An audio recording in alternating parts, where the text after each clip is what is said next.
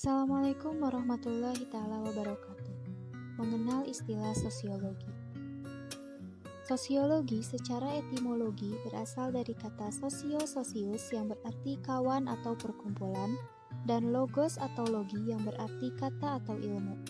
Jadi secara sederhana, sosiologi berarti ilmu berkawan atau perkumpulan masyarakat. Sedangkan secara terminologi, sosiologi berarti ilmu yang mengkaji masyarakat, kehidupan masyarakat atau sosial, dan sebab akibat perilaku masyarakat itu sendiri.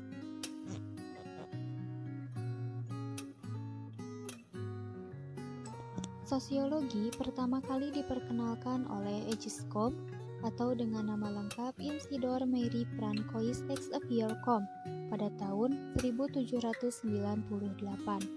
Meskipun sebelumnya sudah dikenal tentang kajian masyarakat yang diperkenalkan oleh Plato.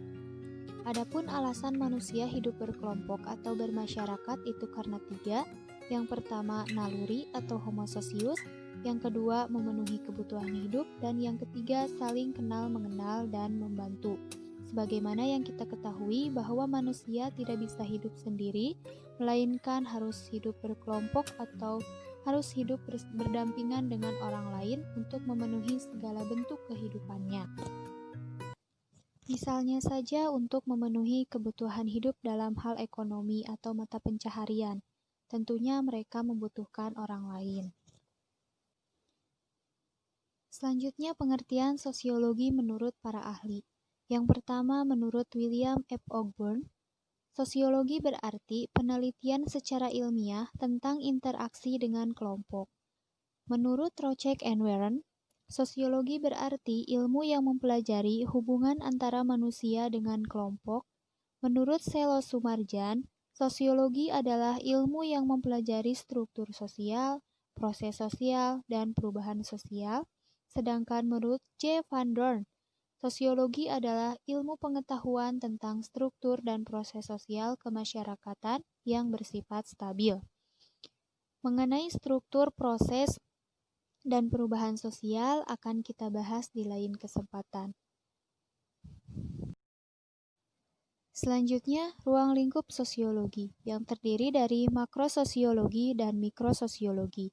Makrososiologi yaitu berkaitan dengan struktur dan proses sosial secara besar, atau dalam kata lain, secara umum, bersifat global, atau berskala besar.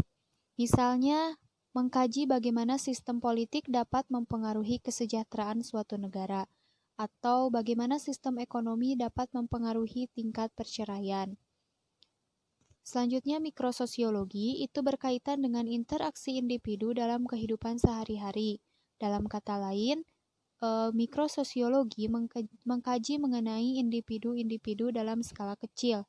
Misalnya, bagaimana motif dan aksi individu bila berinteraksi dengan keluarganya, sahabatnya, lingkungannya, sekolahnya, atau misalkan bagaimana interaksi individu di tempat kerjanya, atau di tempat bermainnya, dan lain sebagainya.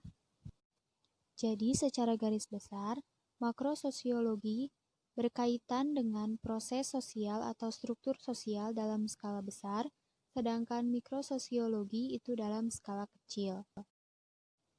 Selanjutnya, cabang-cabang sosiologi. Cabang-cabang sosiologi misalnya ada teori sosiologi yang tentunya membahas atau mengkaji mengenai teori-teori yang dikemukakan oleh para sosiolog. Misalnya, ada Talcott Pearson yang mengemukakan mengenai teori struktural fungsional. Kemudian ada teori konflik yang dikemukakan oleh Karl Marx.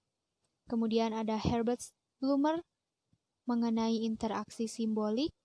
Ada Gerd Human mengenai pertukaran sosial.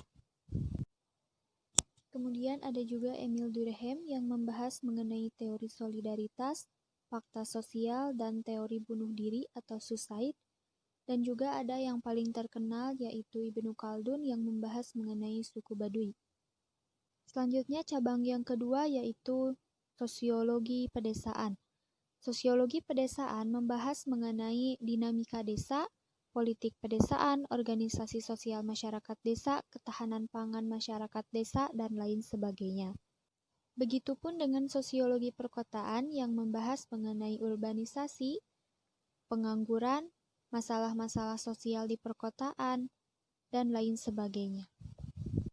Dalam sosiologi juga dikaji mengenai masalah keagamaan yang dikenal dengan cabang sosiologi keagamaan. Di antaranya membahas mengenai agama dan religi, perbedaan dari agama dan religi itu sendiri, kemudian membahas mengenai teori-teori sosiologi tentang asal-usul agama, dan lain sebagainya. Cabang sosiologi yang selanjutnya yaitu sosiologi ekonomi. Tentunya tidak asing lagi masalah ekonomi. Sosiologi ekonomi akan membahas mengenai masyarakat ekonomi atau masyarakat dalam kajian perekonomiannya, mata pencahariannya, atau sistem dalam mempertahankan hidupnya dalam hal ekonomi. Selanjutnya juga ada sosiologi kependudukan yang membahas mengenai sejarah perkembangan penduduk, komposisi dan piramida penduduk, ada juga masalah mortalitas dan fertilitas, kemudian angkatan kerja, gerak penduduk, dan urbanisasi, proyeksi penduduk, dan lain sebagainya. Juga ada sosiologi korupsi yang membahas mengenai korupsi-korupsi yang terjadi di masyarakat. Kemudian ada sosiologi pendidikan yang membahas mengenai permasalahan pendidikan, masalah-masalah pelatihan dalam pendidikan, juga membahas mengenai lingkungan di dalam pendidikan. Selanjutnya yaitu cabang sosiologi politik yang membahas mengenai masyarakat dalam bidang politik atau perpolitikan.